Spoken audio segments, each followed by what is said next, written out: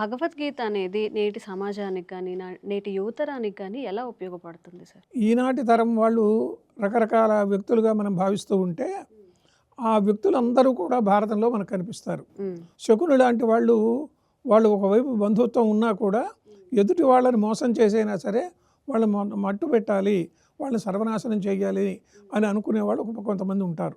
వాళ్ళకు బంధువులని కానీ మిత్రులని కానీ వాళ్ళ ప్రమేయం ఉండదు.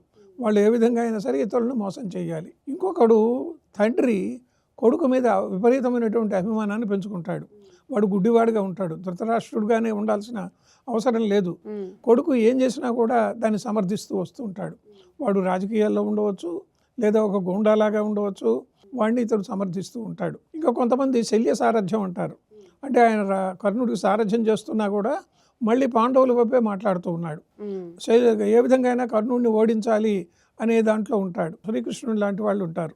వాళ్ళు తప్పనిసరిగా ఇతరుల మంచి కోరి ధర్మాన్ని ఆచరించేటట్లుగా చేయాలి, ధర్మ సంస్థాపన చేయాలి అనుకునే వాళ్ళు ఉంటారు. ఇక కుంతి ఉన్నది. ఈమె చాలా యువతి. ఆమెకి ఏదో దుర్వాసుడు ఒక వరం ఇచ్చాడు. ఆ వరాన్ని పరీక్షించాలి అని చెప్పి ఆమె వెంటనే సూర్యుడిని ఆహ్వానించింది. ఆ సూర్యుడి ద్వారా కర్ణుడు జన్మించాడు. అప్పటికే ఆమెకు వివాహం కాలేదు. కన్యగా ఉండి కుమారుడిని కన్నది అంటే లోకాపవాదం వస్తుంది. అందులో ఆమె కుంతి భోజన ఎక్కువ కుమార్తె. ఈ అన్ని కారణాలతో ఆమె దాన్ని నదిలో వదిలేసింది. కర్ణుడు వెళ్ళిపోయాడు. ఇంకొక విశేషం ఏంటంటే కుంతి దగ్గర పాండవులతో పాటు వనవాసం కూడా చేసింది ఆమె. లక్క ఇంట్లో ఆమె కూడా ఉన్నది.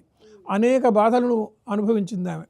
అయితే వాళ్ళు రాజ్యాన్ని సంపాదించుకున్న తర్వాత ధర్మరాజు వాళ్ళు వాళ్ళ దగ్గరికి వెళ్ళలేదు. ఇది మనం గమనించవలసిన విషయం. ఎంతకాలం అయితే తాను గాంధారి ధృతరాష్ట్రులతో పాటు ఉన్నదో అంతకాలము ఆమె కూడా మళ్ళీ తిరిగి ఆశ్రమవాస పర్వంలో ఆశ్రమ వానప్రస్థంగా అరణ్యాలకు వెళ్ళిపోతుంది. అక్కడే ఈ ముగ్గురు కూడా సజీవ అగ్నికి సమాధి అయిపోతారు. ఇలాంటి పాత్రలను మనం చూసినప్పుడు ఒక గాంధారి, ఒక కుంతి, వీటన్నిటికీ మించి భీష్ముడు తన జీవితం మొత్తం కూడా కుటుంబం కోసరంగా తరతరాలుగా కౌరవ వంశం పాండవ వంశం సుభిక్షంగా ఉండాలి అని చెప్పి అనుకున్నవాడు ఆయన.